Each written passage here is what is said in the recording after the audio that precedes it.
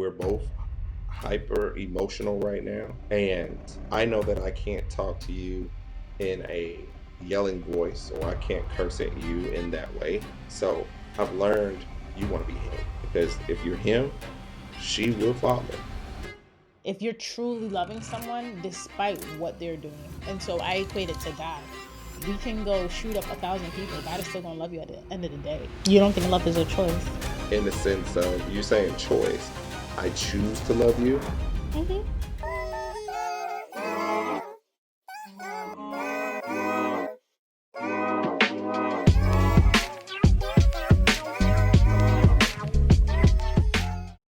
Hey, hey, hey, Conscious Crew. We are back on the Conscious Creative Corner podcast, where we unpack your trauma to heal relationships. I am your host, Sia the Transparent Therapist. But before we get into it, I need you to hit that subscribe button and already share this episode with a friend, because it's going to be good. I am super excited for this creative that we have on a podcast today. I'm so honored to introduce this creative. He is the creator of the Real Shit Let's Talk podcast, David Nesbitt Jr., also known as JR. He's a father to his children, a bonus child, the owner of Audi 360 brand, where the desire is aiming up to improve. Once known as Mr. ATL himself, but now we could probably call him Mr. Florida. The author of many books, including the 21-Day Accountability Challenge Workbook, JR has become an influential figure, y'all, to many, and are still going with his creative endeavors. Welcome to the podcast, JR. JR, what's up? What's going on? What's cracking like with you? Yeah. Listen, we just met, but I just knew that you had to be on this podcast because you were a phenomenal person. So kind of tell me, like, what has it been like since Podcast Summit, being here on the show with me, but then also going to Podcast Summit, elevating your game? What's that been like for you? The most thing it's been is uplifting. Like, this is a two-piece for me. So me and a couple of my peoples, as you saw before at Podcast Summit, we've been there before. So we've been there, kind of done this thing already. So we kind of know how it rolls and how it goes. Um, I've almost reached 1,000 views on a couple of my clips on my TikTok. So I'm definitely, you know, happy about that. Um, and then on YouTube, a little bit more subscribers. I'm almost at 200 per, little clips now that Mm-hmm. I'm getting at, and just growing, slow and steady. But I'm also, about to jump into like a mentorship. So when I do that, we're about to level up like That's 10x. 10x, right? What is it? What's the book called? 10x is better than 2x, something like that. There it is. There it is. Yeah, that's what's up. So you have this workbook out, you got the podcast out, you've been doing a lot of things. Did you always know that you were just going to be a creative? Like, you wanted to leave this impact on the world? Did you know that? Yes and no, right? Because entrepreneurship wasn't taught as a child, right? And in the courtship of like dating somebody, or learning to be an upright man, you went to church, you know you courted a woman, you dated her, and then y'all just, he worked 40 hours a week if she worked, or she stayed at the house. So I was more on that, like learning how to do that. But once I stepped out on a like faith, really, Mm-hmm. it was different. It just came to me naturally. Like, I don't like a 9 to 5, but I'll work a 9 to 5. You know what I'm saying? Mm-hmm. Um, just to take care of the immediate bills, and then to get some more understanding about what's going on, like, around me, because you don't know what you don't know. It's better to be not the smartest person in the room. And that's why, like, it was very, very intriguing to meet you, because you know a lot. You're just a little shy, or just a tad bit timid, because you got so much information that wants to come out at one time. And if it comes out at one time, it might stumble over the first part, but then the next part is actually your execution point. That's what I learned about you, and I liked it. And I was like, she just need that extra, that little push to do it. So Well, yes. So I would say maybe I'm not shy. I think I'm just very reserved with my energy. because I'm realizing that energy is so important, and we give it and we can receive it. And I guess depending on who you are, you could say I'm shy. But once I feel that your energy is safe to be around, then Hmm. open book, we're going to talk, we're going to get deep, which leads me to my next question. Okay. So I had to do a little digging, right? Because you were coming on my show, and I said I have to make sure I got quality people coming on here. So you used to have a clothing line or clothing brand, or do you still have a clothing brand? I still have a clothing brand. All right. So can you tell the people a little bit more about is Audi 360, right? Or 360? Hmm. Tell Yes, us a little ma'am. about that. So the clothing brand, like I went about it the old school way, the brick and mortar way, where I was like at pop up shops. I was doing things like had a heat press machine vinyl, and so I would try to make shirts for people and do things so that I could, pretty much wear what I wanted to wear without going to spend large sums of money on designer stuff, because the designer stuff is cool and it's a chance to show, oh, I got a little bit of money, or I got a little bit of style, or I got a little bit of flavor. And once I did it, it took me, man, like 7 years, but I was still doing it the brick and mortar way and not the advanced way. So like I've made like what, a couple thousand or a few $1,000s over the course of time, and the amount of money that I put in and the money that I made broke even. So that tells me I'm doing something right, but I'm still missing something else. And when you have children, you have to think about, okay, if I go make, let's say, $500, $500, that might be either a car note, or that might be your kids' football equipment, or whatever the case may be, and you don't see that money no more. So what I've learned to do right now is just to like stay reserved, stay compliant with in compliance with it, and keep, as the saying goes, aiming up to improve. 360. So I'm aiming up to improve in my clothing brand, but I know that it'll take a little bit more time to get to that pinnacle point. And when I get there, I'm just going to be like, okay, I got it. I'm ready to like either like we won't say relaunch, but I guess you could say relaunch. Mm-hmm. And I already know I'm coming with some heavy hitters because I got some, always got something in the chamber, and I always got something in the tuck. So I'm just waiting to just pop back out with it. As far as to the journey toward my podcast, like I wanted to incorporate the two together, but one is going to supersede the other. Mm-hmm. And as we learn at the podcast summit, we see that podcast is podcast, but it's a business. So if you run it like a business and set up the foundation or the infrastructure in like with a strong foundation, and you get some mentorship, you get a little bit of trial and error, but less mistakes in it. You can do whatever you want after that. And that's what like that's I learned that with the podcasting, it allows me to hold myself accountable, and it allows me to be very boisterous, or vocal, and expand not only just a clothing brand with a good message, but now I have a stronger foundation with accountability, because 9 times out of 10 in our culture, we don't hold each other accountable anymore.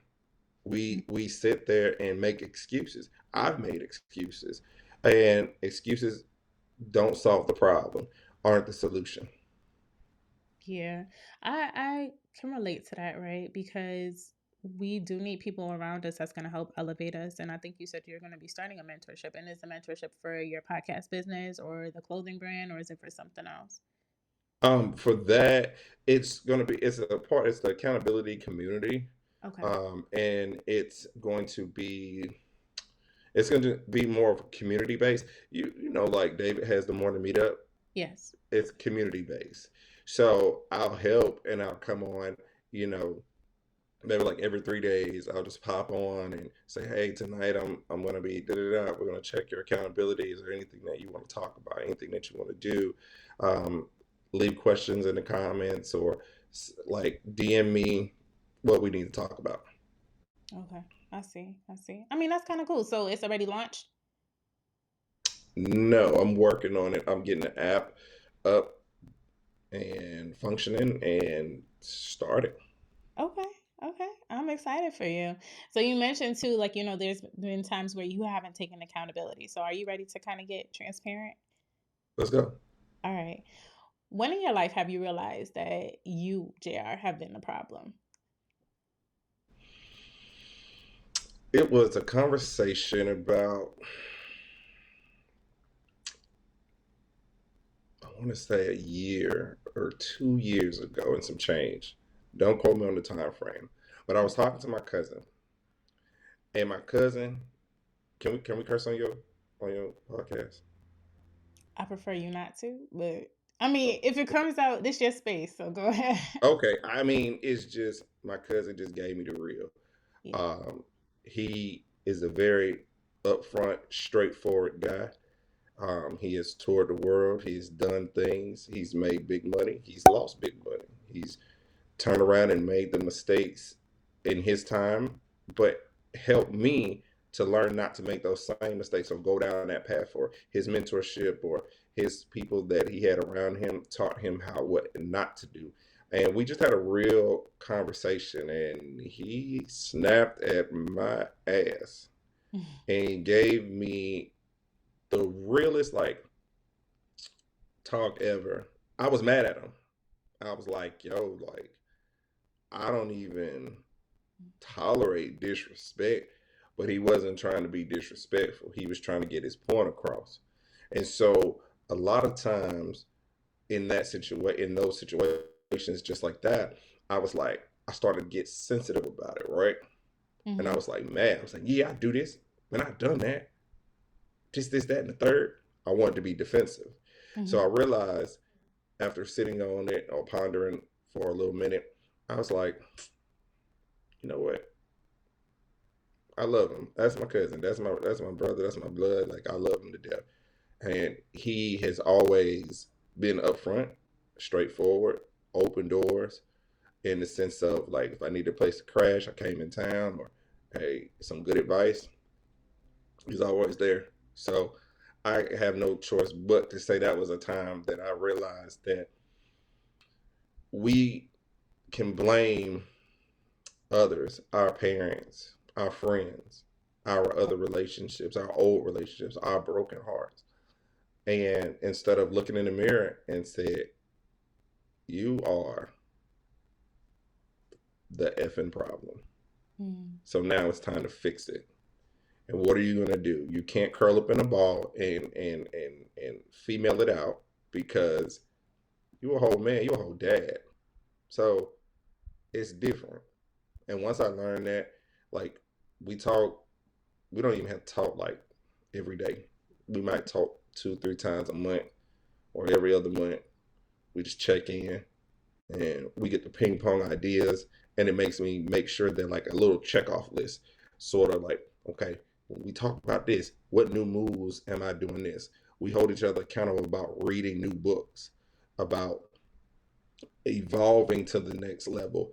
If I'm not ready, he tells me I'm not ready. I might think I'm still ready, but he'll say I'm not. And at that same token, we'll dialogue, and I'll be like, "Yo, I'm reading this book, and I'm getting it." And he'll be like, I see you," and I'll say something to him.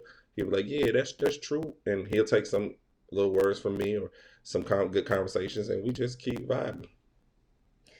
So for you, that just a conversation through with him is when you realize, like, okay, maybe I am the problem. Why did it take that conversation for you to realize that? A lot of things, right? I'm I've learned where in life certain situations, such as like when you're a teenager, right? You think you know it all, Hmm. and your mom or your daddy pushes you out. Hey, since you know it all, go ahead, do your thing. Hmm. Show me, show me what you know. And what I learned about it was I told myself, I said, well, shoot, like I did everything. I have an associate's degree.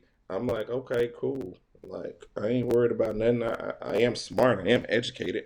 I just I didn't major in the right thing.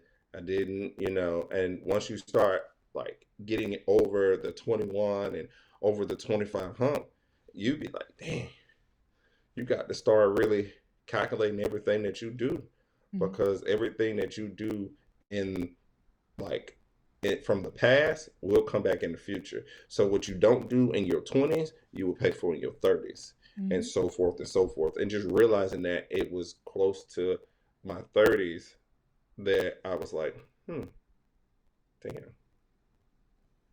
I need to get some ish together. I got to Mm-hmm. really start putting these needle and thread pieces together, because you know I do have an audacious mindset, and that's what brought on the clothing brand. Shout out to another one of my cousins that like he told me it was several summers ago, but about that he was telling me, man, you rock with me, man. We gonna get this together. And he was just learning how to edit and draw and all this other stuff, and it was cool. And then I just pitched ideas and made it happen.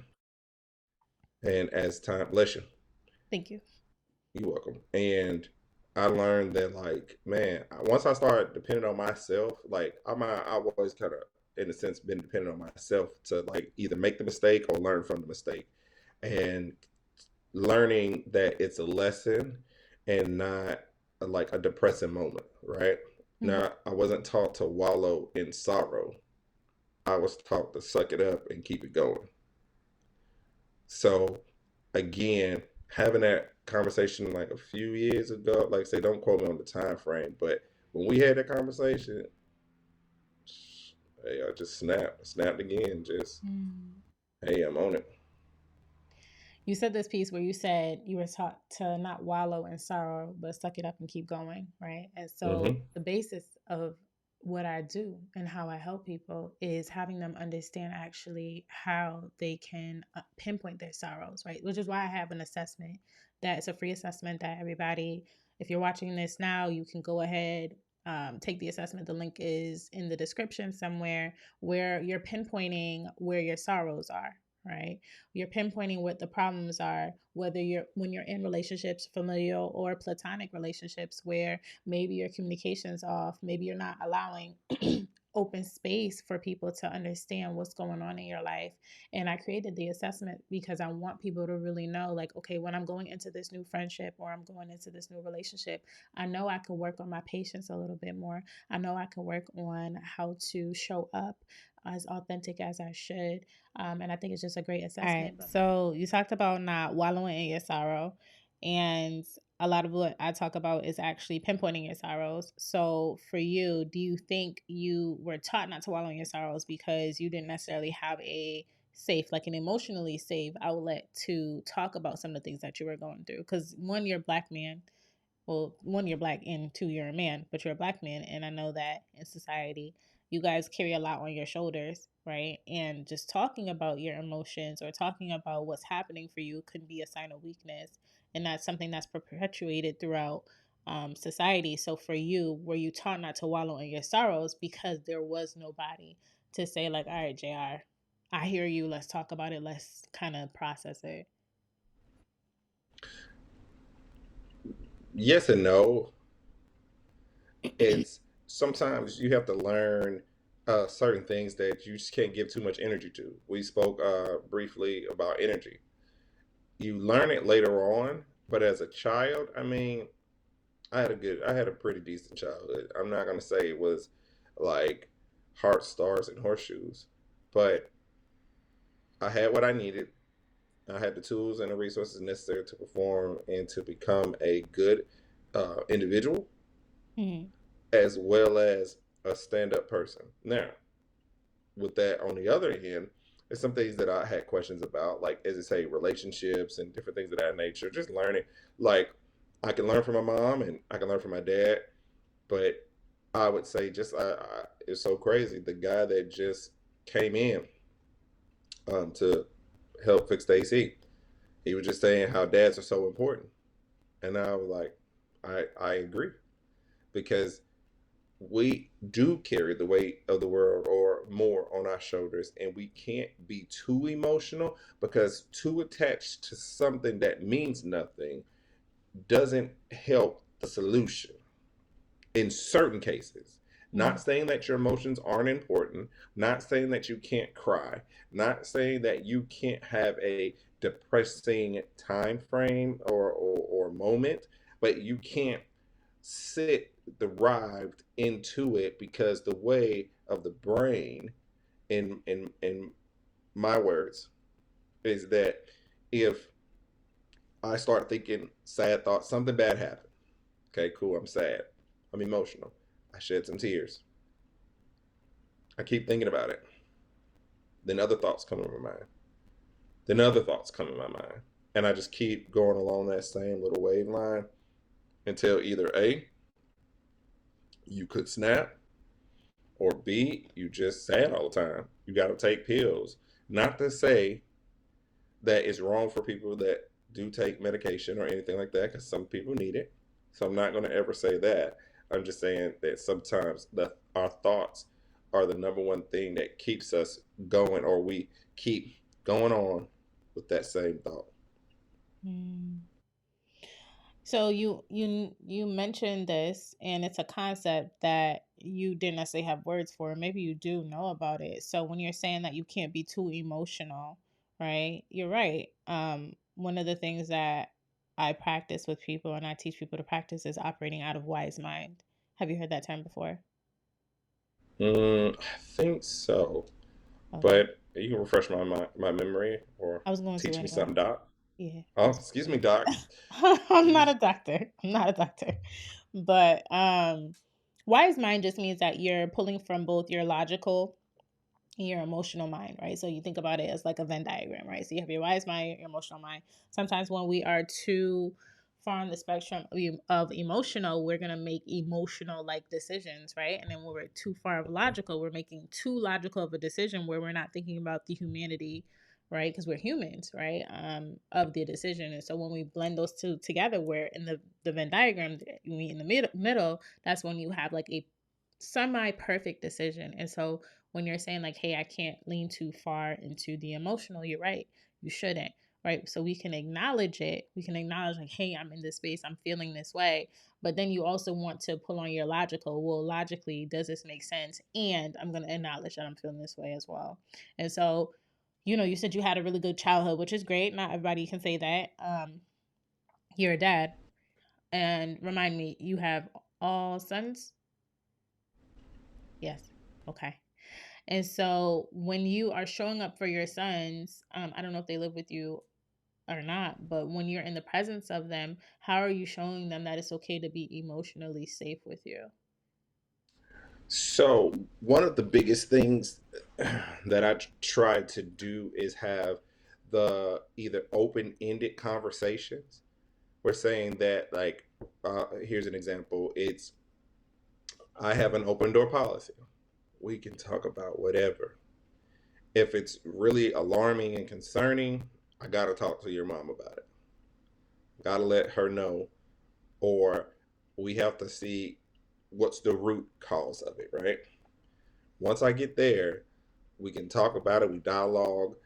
Um, any text message, any phone calls, any video chats, anything. It could be rain, summer, sleet, fall, whatever it is. I just allow that open door policy because I travel for work. So when I travel for work, I'm gone for like weeks to, well, we'll say days to weeks to weeks to months. And that adds up over time of things that you miss.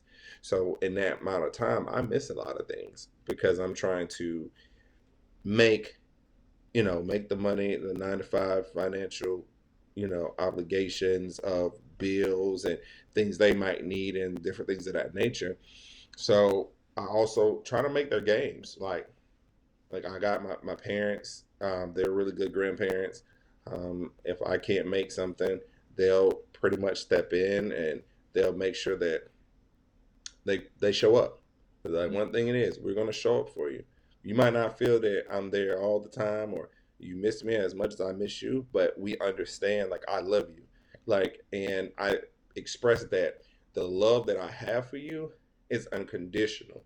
I try to break it down. It's not like, oh, I'm a, you know, kiss you on the cheek or kiss you on the lips type of love. Like I had to break that down to him. It's like I love you, as if I'm going to make sure that you are disciplined, that you are respectful, and that I hear you. Mm-hmm. Because a lot of times, as growing up, we weren't heard. However, now these kids need to be heard, and they'll listen Mm-hmm. and not let them so much fall and bump their heads. Mm. So you're providing that warm space for them to say like, hey, we could talk about anything. And you know the value of being listened to, right? Because I'm assuming as you were growing up, you had people that would listen to you and not like dismiss your thoughts, right? Right. Yeah. And so I mean that's super important, and we call that secure attachment, right? So do you know the difference between like secure attachment and secure attachment, things like that? I heard it in my psychology class, but you can go ahead and refresh my memory. I'm gonna keep calling you a doc, but you're a doc in my eyes. I'm just saying that for the record. A lot of people do that, and I'm like, I can't be recognized as that, but whatever's going on in there, that's fine. But with secure attachment, it's just basically saying that your foundation, right, with your caregivers, so because some people don't have parents, but aunts, uncles, grandparents, foster parents, it was secure enough for there to be like open dialogue, right? It was secure enough for you to feel safe, and not ridiculed, minimized. Then we have our insecure attachments, right? So that's like anxious, avoidant, disorganized. Disorganized people might have had a lot of trauma happen. And I'm just giving you a real quick synopsis, right? Because I can go on for days about this. Avoidant people are just like, hey, I might be in a relationship with you. And as soon, I don't want to talk about no problems because I'm afraid of being alone, right? The same thing goes Mm-hmm. for anxious attached people. Anxiously attached people are just like, hey, I want to talk about this problem because I'm afraid to be alone, right? And so we develop those things in our childhood. So perhaps you had a parent where it's just like, JR, I don't want to hear nothing that's going on with you right now. Mm-hmm. Everything's going to be fine. That you could possibly fall into like an avoidance, right? Because your parent wasn't allowing you the space to be open and direct, right? Or you might see your parents be super anxious, like, oh, Jared, don't go outside, you're going to get snatched up or you're going to get shot, Mm-hmm. right? Those are all things that we instill into our kids, which then affect them in their adulthood, and it makes it insecure. So when you happen into like a business relationship or romantic relationship, you might start to see yourself mimic some of those things because of what happened in childhood. And we just don't understand how our actions as adults are so foundational for our children. And so that's why I asked, like, do you know, if you said you had a good, right, upbringing, but Mm-hmm. sometimes good isn't necessarily good. It just became normalized, right? And it could just be I mean, right? But after hearing this, do you feel like you had, don't use the word good, but do you feel like you had secure or insecure? Because I don't want nobody mama coming up on here cussing me out. So, I mean, nobody's gonna cuss you out. At the end of the day, I had strict parents, I had lenient parents, I had parents one thought one way, one thought the other way, and you know, I would say just for the record of how upbringing, I would learn more of the emotions and how to deal with them a lot better from my mom. mm, I would learn how to, with my dad, I learned how to, as they say, suck it up, buttercup. mm-hmm, Because there's things that you have to do as a man that's just, emotions just don't lie there. mm-hmm, It's like, I would say, I taught my 8 year old how to walk. And I have the video to this day where, you know, not saying anything wrong with women, but just saying like his baby falls down, you'd be like, oh my God, are you okay? Blah blah blah blah blah. Me, I'm looking at, okay, there was no sticks, there were no stones, there was no dirt, there was no glass, there was no hill, there was no mountains, there was no step, and you just fell. And you caught yourself. I'm cheering you on. You got this. Let's do this. I used to call him fat. I was like, come on, fat. You got this. one step in front of the other. You got this. That is right here. I'm never leaving. You're number one. Like I'm always speaking like positive affirmations. Mm-hmm. Always speaking that you can do anything you put your mind to. And he walked and he stumbled, but he was happy and he was okay because he did it. He did his little hands like this. He got up and he just did it. And, you know, that was like a sign right there where it was like, I'm always like going to tell him that you are amazing. You are smart. You are the man. Like I'm making sure that you know that you're number one out here. And he is resilient. Listen, I'm gonna tell you one other quick story. There was a wild horse in the field of his peoples, and they was like, "Hey, don't go in this fence and touch or pet or feed the wild horse." You know what this little kid did? Went in the fence, walked over there, petting the horse, and something that we talked about energy. They could not tame that horse for months or get that horse to even be calm or patient. But he was standing there right next to that horse, petting him, talking to him, and they couldn't believe it. So I always say, the energy that you possess is good. It's of gold. And God is going to continue on blessing you. Fear no man, but you're all right. And it's been working ever since for me. Now, he cries. Yeah. He gets in trouble. Yeah. He gets a little spankings every now and then. Yeah, of course. Who doesn't? However, for me, I haven't had to spank him. I pop, like, you know, how we do, like, you know, white people say pop, pop. And I'm like, hey, I'm about to tap that behind, you know how we talk.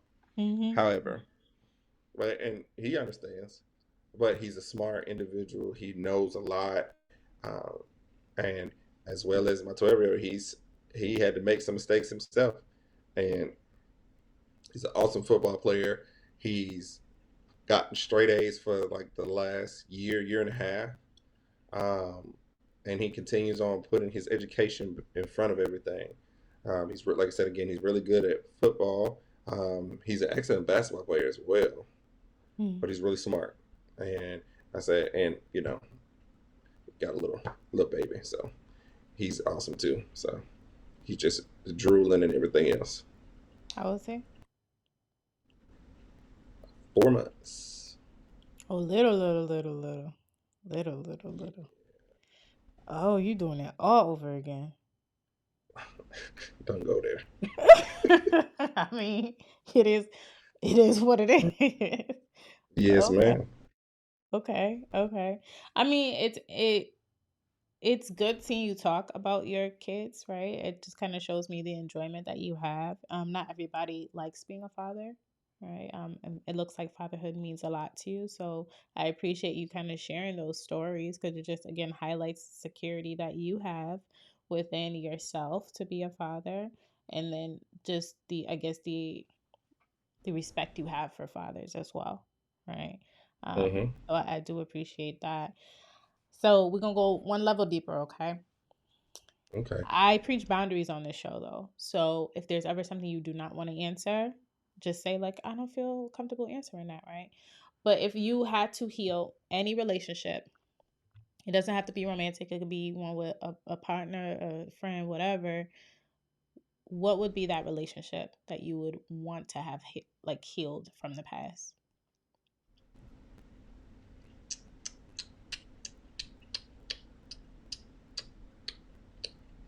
Hmm.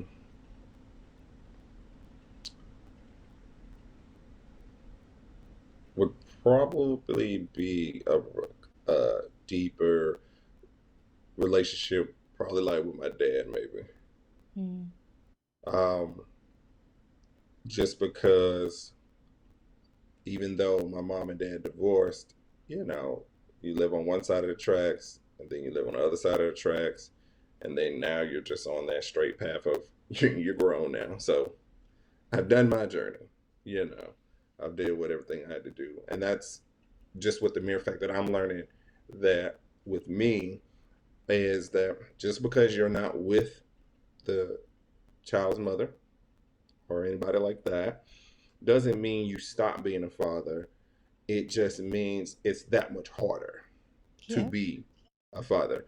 And that's some of the challenges I face because remember, I travel for work, so I'm missing a lot of stuff. And and one thing, you can't make up for lost time. And I think that would be the mending relationship with my dad. I would be, y'all going to Costa Rica? Hey, hey, I'm gonna put 100 down. Can you say go ahead and just plot me a spot? I'd be on the floor in a blanket. I'm going.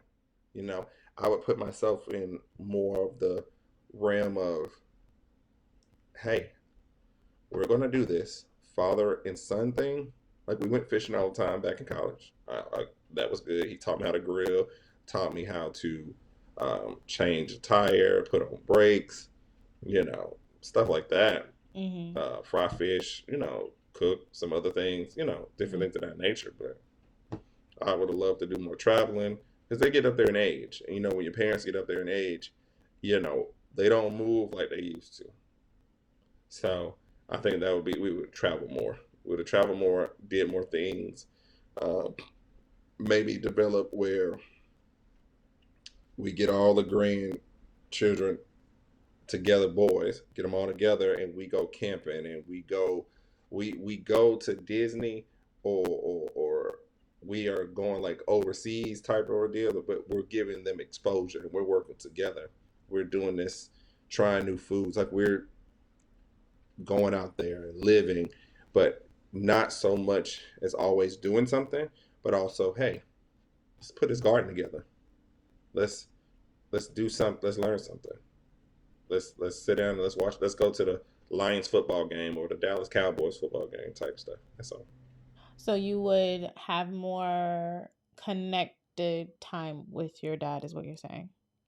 Yes, Why do you think that's important for you? because they get old, and the only things that you have to hold on to when they die is memories. Mm-hmm. And as such, memories do what? Fade as you get older. Your memory is not as sharp and as good as it used to. So you take pictures, you create photo albums, you either, hey, record videos, because something that David Shands was talking about, his kids will never be able to hear his dad's voice or how his dad taught him. Yeah. And that's hurtful to him, as well as the kids are missing out on that little piece of valuable information that was like back in the 80s, back in the 90s, mid 2000s. You know what I'm saying? Like he learned these things, Mm-hmm. and he's instilling this into his kids, and he's instilling it to us as all podcasters and as a businessman or a businesswoman. So it's like I would love for them to see, hey, this is me and your dad. We was in Mexico, or this is the video where we was, doing the cha cha slide, and we both can't dance, but you see, we got two left feet, but we making, it's just those little intricate moments that make the memory last longer, but also you hold a small attachment to it where it's, hey, my dad did this for me. I'm going to do this for you, and then you can change the narrative, however, because maybe your kids are not like that. Maybe they want to play Fortnite. Like that's something. Hey, I'm gonna get my headset and I'm gonna get Fortnite, and hey, let me know your login. Hey, log me in on the game, and we Mm-hmm. playing, and that's our moment. It could be different. So that's all. Mm. Okay. And so if you did get some more of those moments with your father, how do you Hmm. think it would have changed who you are today? If that was the case, I 9 times out of 10, me and my dad, we would talk more. Okay. We would definitely talk more. It wouldn't. It wouldn't be necessarily like 4 months before we talk, 6 months before we talk. 2 months before we talk, a week or two, like maybe every couple weeks. Or it's like, hey, I was just thinking about you, man. I just wanted to say, hey, I don't really want nothing, but all right, stuff like that. And it sounds like that would really be impactful for you right now. Yes, because I had to learn it the hard way with mine. Yeah, You don't want to reduplicate what you've been through or what little moments happen, but you are your father's child. You are your mother's child. So there's things that you do, like your parents, and you have to unlearn them or maneuver around it to make it better. Will it be perfect? No. I don't ever think it would have been perfect, but it would have been a means to a possible closer relationship. for sure. For sure. And when you talk about things like that, it just reminds me how important community is, right? Especially when you don't Hmm. have all those experiences with your loved ones, whether they've passed or you're just distant because of like proximity. And I have a community where I talk to people. I send you two texts a day, 2 to 3 texts, I'm sorry, a week, where we're talking about things with relationships and Hmm. to your family and your attachment. And for those of y'all watching who do want to drop into this community, all you have to do is text the word stress, STRESS, to the phone number 860-401-0207. And there you can just kind of join our community, join into the conversation. Again, you get 2 to 3 texts a week where there are prompts, reflective prompts, where I'm asking you things about your childhood and for you to sit and be with those thoughts and memories because they're super important for you as you grow, as JR has stated just now. So, are you a part of a community? I know you're part of MMU, right? Are Yeah. you a part of MMU? Hmm. Right. You on there this morning? I'm on it every day, okay? Don't be trying to Okay. check me. Just kidding. I'm just saying. No, I was. I'm actually new to MMU. And for people that don't know, do you want to tell them what MMU is? I mean, it's the morning meetup that David Shands, um, the entrepreneur, he's a podcaster, that he created a community for entrepreneurs and like-minded people to come together where they center around getting better at what they do or center around the idea of like-minded people who have audacious goals or don't necessarily have the formation or formula to get to the next level. How long have you been a part of MMU? It's going on like year two. Oh, that's kind of cool. I've only been maybe 5 weeks. I've been a part of it. Okay. Okay, Yeah, a so little vet. A little vet. yeah, You know, after a month, you become a little vet now. a little bit. That's what we'll A go with little that. vet. We'll go with that. But it's invaluable. So that's why community is like super important, right? And you It build is. connections, right? So I guess, because of MMU, actually because of MMU, I am also able to connect with entrepreneurs like you, JR. All right. And so, Yes, man. yeah, join the community. Again, it's 860-401-0207. You text the word stress to that number. So Yes. go ahead. No, I like that. I'm gonna have to do that. I need that. I need to figure out that stress. Oh my god. And so for a lot of people, stress is something that we kind of overlook and we think is super normal. The reason why I started the stress community too is because trauma, right, is a form of stress, and we don't like using that big T word. I think it's like very triggering for people. Because I think I even had if it wasn't you, it was somebody else, but I was just like, do you feel like you've had trauma in your life? And automatically you're like, no, but that's because your defenses in the person you was just like, hey, we don't want to acknowledge that or touch it. But if I use a softer word like stress, you're like, yeah, I got stress, right? And so trauma is just an elevated form of stress that diverts you from your regular thinking. And so if I can get people to think a little bit more about trauma in a very normal way, we can alleviate some of that so you can have healthier relationships. Um, so yeah. So what's coming down the line for you, JR? So coming down the pipeline for me is, of course, you know, 21-day accountability workbook, that. Also building the community around accountability. And we go through things that you need to be held accountable for. Because just as much as it's important for you, it's important for me to help as many and touch as many people as possible. Um, One of the things I learned is reach one, teach one. Mm. I do not know it all. Mm-hmm. I make mistakes. Mm-hmm. I've fumbled the play. I've fumbled the bag. I've fumbled relationships. I've fumbled a slew of things. It's entrepreneurship stuff.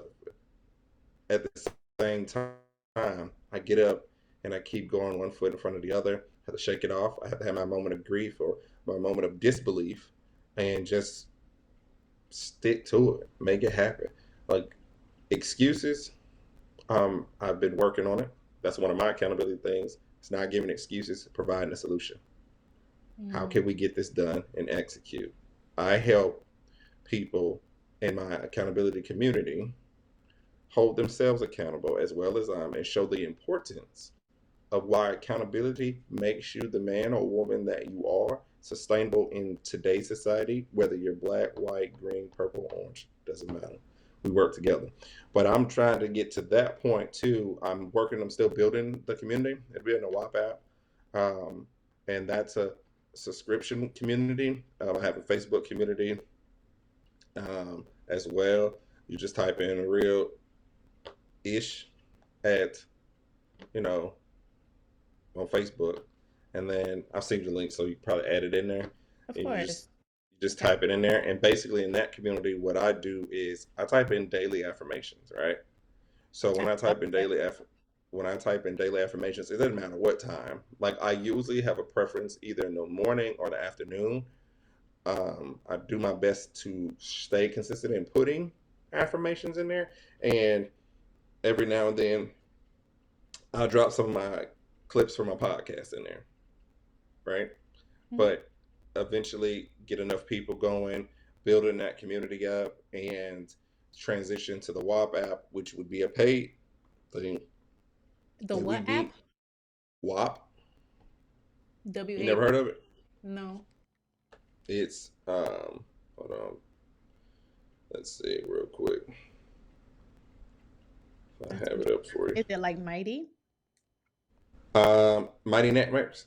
Yeah, it's Yes. like that, Okay. but it's the WAP app. Okay. Yeah, WHOP. Never heard of it. Yeah. Okay. But Yeah. okay, you got a community. So you're going to be transferring over your community to from Facebook to WAP, or you're keeping both? I'll keep them both. I have them Okay. both because I would want people to feel free. Like eventually, when people do comment or if people say some things on Facebook that we want to talk about, and again, when we go to the 21-day accountability, like people that get that right now, they get it. And the challenge now, I know a lot of people don't really have a lot of time to do things as such.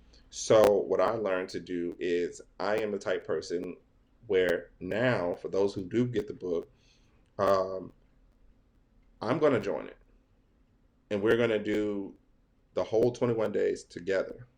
And I'm going to show up for myself as well as showing up for the people that join in or that tap in. And we're going to go live probably like every 3 days.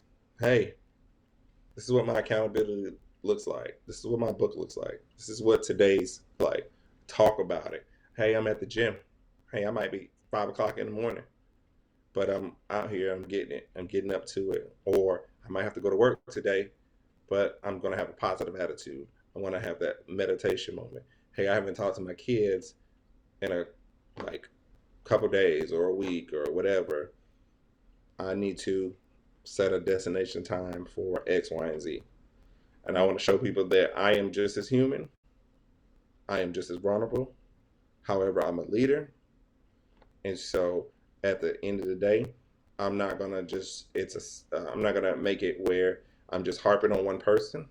Some things I got to say to myself and help people along the way build up their accountability from either from drinking too much coffee or drinking in general or not enough water intake, cigarettes, whatever the case may be, we're going to mend everything together and work as a team. And, of course, I'm going to send them your way. Because they be like, I'm stressed. I'm going to send them definitely your way. I'm like, yo, hit Doc's line, stress, here's the number. Da da da da. And she'll help you out. And I know you want to stop saying Doc, but it's so form fitting for you. I just want to put that out there. Well, I received that. I received that. This community sounds fire though. I mean, you're jumping in with us, right? Where you Mm-hmm. have where you're holding not just us accountable, but yourself. And we know that when we see our leaders doing well, we want to do well too, right? And so Right. I'm excited for your community. How would someone how would you help someone that wants to join your community that is undergoing trauma? How would your accountability group, community, and workbook help for them? So there's an assessment sheet, such as yourself, that I'd like to get to see where we are. Hmm. And in this assessment, we will probably end up setting up maybe like a 5-10 minute call, maybe, or an email, a formal email, like from the results of the assessment. And I would know what like angle to really come at. And it's like, hey, you are not the problem, or you are the problem. Let's call the elephant in the room. And I'm not here to be mean, and I'm also not here to be a daddy. Okay. So at that same time, I know that they're going through trauma, so I'm gonna be understanding. I'm gonna be open minded. I'm gonna be sensitive enough to where I like the way that my mom always pretty much taught me. She would tell you how to do something, show you how to do something, but she always kept it provoking you to think outside the box. It's like, hey, here's this box. Okay, how do I get the shoe or whatever into this box? Yeah, I can pick it up. Yeah, I can get a pair of clamps and put it in there. Options. Preparing them to think for themselves and hearing what their thoughts are. And their thoughts might be really, really bad. And then we're going to say, changing the mindset first. Mindset, meditation, Hmm. and then a conversation. Hmm. And as we talk through it, we start weeding out the things that were causing you trauma, or we're fixing it one day at a time. Today is not like yesterday because today is a new day. Always aiming up to improve is the motto, as well as holding you accountability or accountable. So now it's working through it, not working around it, not working under it or over it. We're working through it. And it might take a couple of days. Tomorrow, like if it's day one, might be horrible. Day two still might be horrible, but it's not as less horrible as, that day I like that. before. I like that. So you are holding the hand, but you're not their daddy, but you're still there with them in the trenches. Mm-hmm. Okay. Well, I appreciate you kind of sharing what's coming down the pipeline because people always want to know, right? People want to know how they can connect with you, especially if they're watching this episode and they're like, "Hey, JR, I need to be in his presence. Like, I need him to help me because he has a lot of words of wisdom to say." So, I appreciate that. So, we've come to the time in our episode called For the Culture. Yo! All right. For our first time listeners or viewers, I am Jamaican, and for the longest time, I guess I could say I've had some cultural trauma, just kind of migrating or immigrating into the states, and so I feel that to mitigate that, I try my best now to incorporate my culture in whatever I do because I want to be proud of it. And now this is my opportunity to share my culture with you. All right. So you're from ATL, right? No, you're from South Carolina. I'm from Atlanta. You're not from Atlanta. No, I am. Listen, I am from Atlanta, and I live all over because I'm not staying where I'm at. Where do you live right now? I love keeping you on a mystery roller coaster. No, Florida. Okay, so you are in Florida though, but you're from Atlanta. Hmm. Why did we ever have a conversation you talked about South Carolina? Did I make that up? No. Okay, whatever. So No, you're it's just from like to Earth. be honest with look, just to be honest with you, like I've lived in quite a few states, right? And again, like South Carolina is was a place of residence at one point. Okay. And I lived in like say I lived in Atlanta, lived in South Carolina, I lived in Florida, I moved out, I lived in California. I lived in so many different various places, and I've learned that I like Florida. So Florida is pretty much where I'm feel like I'm gonna be. JR, you're not on the run, are you? I don't Really? Why answer. would I be on the run? I I'm a listen. businessman. You hold You something else.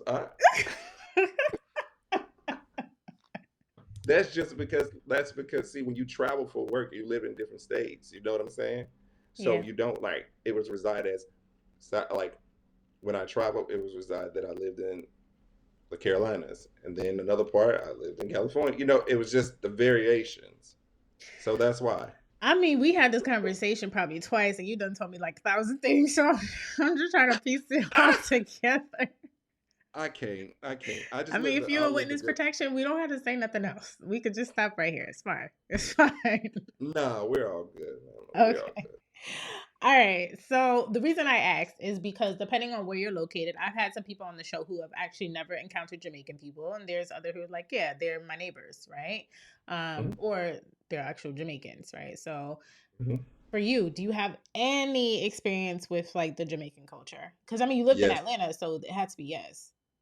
Yes, but I mostly found them in Florida because see, when I went to school in Florida Yeah. for college, my brethren, um, his mom is Jamaican. My other brother, he's Jamaican from Connecticut, and being in both households or surroundings, you learn things. It's a different type of culture. It's like y'all talk. It's like y'all. It's like broken English, but you understand the whole sentence. Or the food that you eat, it's enough food, not just to fill your belly, but just to make sure you ain't coming back for seconds or thirds because you done. And y'all can cook and throw down. Y'all cook with a lot of herbs, um, spices here and there. But she's just laughing at me. But I had it all. Okay. Okay. So this is what it looks like. All right. I'm gonna give you. So since you said you have a friend, right? This might be Brother. easy for you then. You said brother, two brothers. Hmm. What is? Okay. I don't know what's going on I don't know. You made balloons come up. If I do this, does this do something? here. Nothing happened. No, but you say you have two He brothers. said, and then the balloons came up. And so what I'm gonna do is I'm gonna tell you a word. I'm gonna say it in patois, and you just try to tell me what the um English, like regular, not broken English version is. Okay. So you might know these already. Then, okay, you ready? Let's go. All right. So when I say big up, what does that mean?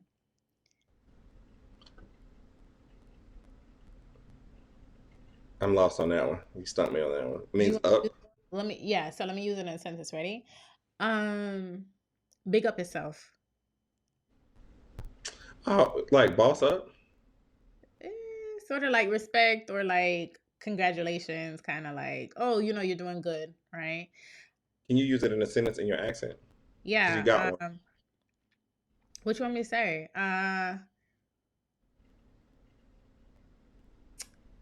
Okay. You done the work, but big up yourself. There it is. Why don't you talk more in your accent? Because I speak to Americans. When I'm speaking to like my friends, yeah. How did that conversation usually go? I just kind of want to hear it for the culture. Uh, not you. I don't know. It kind of just depends on what we're talking about. I mean, yeah. I You don't know. call your homegirl right now, and she answer the phone. Yo, where the parent wagwan, we are do today, you know. Like I need people to speak to me. Like I don't know. What you want me to say? I mean, saying we're going to the store today. We're going to the mall. We're gonna get shopping and Hold on. spend. So we're not switching this over though, okay? You gotta keep going. So if I say guan, what does that mean? It's been such a minute, so no, I don't know. Okay. Wagwan. Wagwan boy. Okay, what does wagwan Like, mean? where you going? No, like what's up? Like Uh, wagwan. Okay. Do you listen if to you a lot said of it do you listen to reggae? very little, but I'm into it. Okay. Come up north, okay? Okay. Have you been to New York before? Now, I'm so surprised. You've lived everywhere. surprise myself. You've lived everywhere. You know what? All True. right, so I'm gonna take it real. You said this earlier, okay? But I'm gonna use a different Breda. Brother. Yeah. Yeah. What's like your boy, your It's brethren? like brethren, Breda. Yeah. Yeah. Okay. Good. See, you know stuff. Boy. I'm doing like real surface level ones then. Boy. Mm-hmm. What's the boy mean? Like, I'm, I want to say when I've heard it, it was about man, it's been such a minute because I have to catch it. It's like when I'm in the moment, like I'm almost thinking I'm Jamaican. Like I start hearing Not because you like assimilating. no, because like it's and to be honest, it was really cool because it was like the transition. Like I have Bohemian in my family, but you know, no Jamaican. I'm like, dang, if I had just a little bit, oh yes, I'd be a rude boy. There you go. Boy. Rude boy. Yeah, like boy. I mean boy. Boy. Right. Yeah. You Just know, can't be but no gal. you know what? You can't.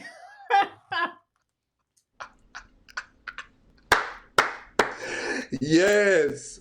Hey yo, Shit's Talk podcast. Yes. Yes. Wow. So for my listeners, so if y'all been watching my last episode, I taught y'all what that means. So hopefully, can you tell the people what it means since you used it? Tell them what it means. You just can't be out here. You just can't be out here being a little thought or a little hole. On these streets. You Yeah. heard it here first. JR is not a gallus. Facts. So he says. Who knows? So last one. John. Wow, not to just undercut and just said that little piece. Wow. I've been nothing but respectful to her and I've been nothing but genuine. Did I'm she call? I'm alive. Oh man. Like it's so crazy. Real quick, this I know you've got to finish. It's okay, crazy how we met at the podcast summit I don't remember actually. and I know, but we just clicked. So Okay. that's what I'm going. That's the point, is that we clicked. And didn't really matter where she was in one room, I was in another room. Somehow we just kept crossing paths and then we actually had a conversation and that conversation was like it was dynamic. It was one of those, you're a good person. You've got a good spirit and a good head on your shoulders and you're out here trying to help and work and help like change the culture as we go along, and I liked it. And I felt like we had a little bit of alignment where you're helping people with their stress. You're a therapist that talks to them that they can, come out and just share their stories with you. And for me, I'm just holding them accountable. Like, what change do you want to see in yourself? If you want to see change yourself or you want to see change around you, it starts with yourself. Mm-hmm. So, you know, that 100%. ordeal. I just wanted to say that. I mean, no, I appreciate it though. I remember you threw me into the fire, right? Had me I forgot who we was talking to. Right. but Oh Lord. But I would say this. Because I did it, I do it again. I mean, for sure. Because you're ready. Because I mean, I knew you was ready, and it was so crazy. I say this. I was stressed the day before the podcast summit. Oh, why? Stressed as I don't know what everything could have went wrong. Remember how we had the issue with pay hip for you? I had the Yeah. issue with pay hip for me. I had Oh. everything. So a lot of things were just going left, and it was really in a tight bind of trying to put everything together. And I had a moment of I had to, you know, break down how I felt and realize I'm finna get out here and go make it happen. Mm. And it was just a switch, and everything after that just flowed. I mean, you And that was pushed beautiful. past that pain, right? Whatever it was, you pushed past it. Oh yeah, oh yeah. It was yeah. I had to, and because I came there to network, and I came to do a job. And the thing, if you love what you do, then what you end up doing is for the love of how or what or how you helping people. It helps you, like it gets you to that next level. It puts you in that mindset where you said again, where we talked about the people who, if they had trauma, say, listen, I had to share some tears the other day, and listen, I realized I am trying my best. And I told myself I'm trying my best. I've already gave myself the affirmations. I already gave myself, but to hear constructive or to hear just criticism in a derogatory but negative way, but then you're different from the culture or you're different from what people or society has deemed you to be. You got to know that I've Mm-hmm. been there. I've lived in it. I've wallowed in it. I've gained weight. I've lost weight. I've lost friends. I've gained friends. So it's I don't believe there would be a place that a person with a lot of trauma could be where I wouldn't be understanding. For sure. Because So you're I just learned to cope close. with that. Go ahead. No, I said no. I said I was just affirming what you said. I said for sure because you've been close to it. Hmm. Yeah. And not to negate it though. Like I had the realest conversation with my mom. I had tell her like, listen, mom, I've had moments where I was just so sad and I was depressed. But this was years ago, like in my like mid 20s. Like nobody checked on my mental. Mm-hmm. Nobody asked me how I was doing mentally. They asked me how my day was. That's fine. Mm-hmm. They didn't ask how I was doing mentally. My spirit was intact because I did my best to make like time for church or to hear some type of word or play some gospel music or whatnot. But nobody checked on that.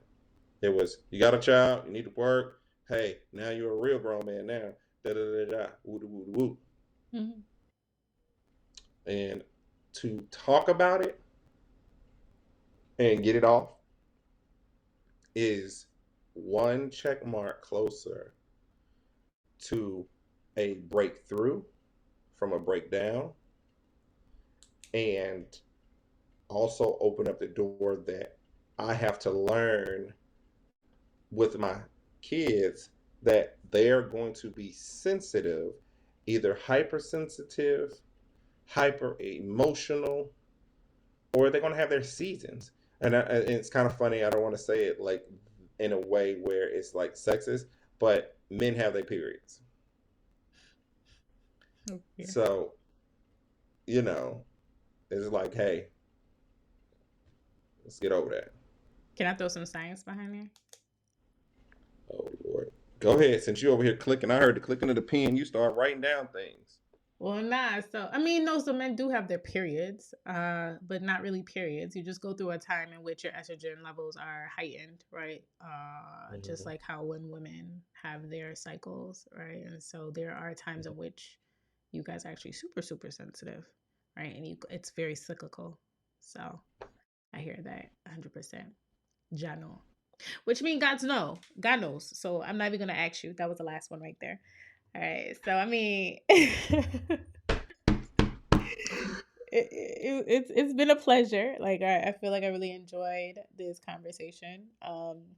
I enjoy what you have coming down the line because I think it's just very valuable to society and everything like that. I do have a problem with you though. At no point, I don't know what's going on. At no point did you ever tell me you had a clothing line. Like, so is this like under wraps or I told you I had a clothing brand when we talked. no? You didn't. I did. No, when I said when I do a lot. We talked. I told you I had a lot of things that I do with the podcast. Like I was telling you about my clothes. I told you about my clothing brand. when It might have been quick, like a quick combo, but I didn't dive into it because I went and talked to Tuliness. who? Tuliness. That was the guys. Like if you okay. Matter of fact, you liked the picture. I believe you liked the picture on my Instagram. Oh, well, I was those talking. like well, two guys. It was like you were two guys. Yes, Oh, who that's those were they? they're clothing brand owners. They're millionaires and Oh, stuff okay, with their clothes. And so I was talking to them about it, and it was just like what I learned is that the clothing brand wasn't making me as much money to sustain the lifestyle that I need to live to take care of me, my family, or people around me. for sure. So I had to it's not gone.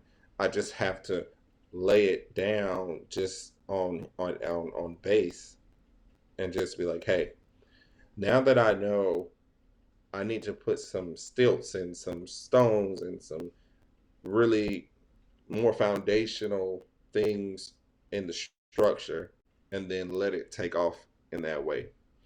So, like I said, I talk about it a lot, but I've learned that in the sense now I have to talk about my podcast because I know the podcast would take me a lot further than my clothing brand. I mean, it's a business too. It is. And that's where I have to maintain that at a little like base level. And then I'll turn around and it'll come back. Like it's there. I'll do a relaunch. I Okay, got some stuff in the chamber. I still got stuff locked away right now, ready to go. I'm just it just costs money to make money. makes sense. And yeah, it's a little bit more than, the pockets can stretch on that right now. So No, I get it. I was just like, maybe okay. So I'm not gonna. Maybe I just don't remember. But like when I was doing my research, I was like, oh, this looks really good. Like he never mentioned any of this, right? But I get it. Would you be a vendor once you kind of relaunch? where?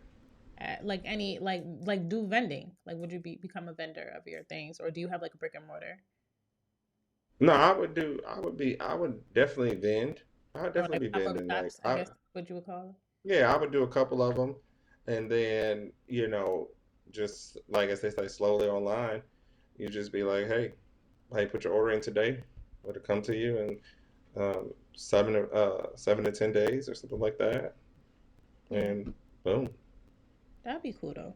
I mean, you were Yeah, doing it before, so you just have to restructure and make it work, right? Because you have all these that part, skills. So, okay. that part. Tell the people how they can reach out to you if they want to connect with you. You can connect with me at Real Shit Let's Talk podcast on all social media platforms, as well as on YouTube. And if you needed to get a copy of your 21-day accountability book, I would tell you to email me at davidn at rsletstalk,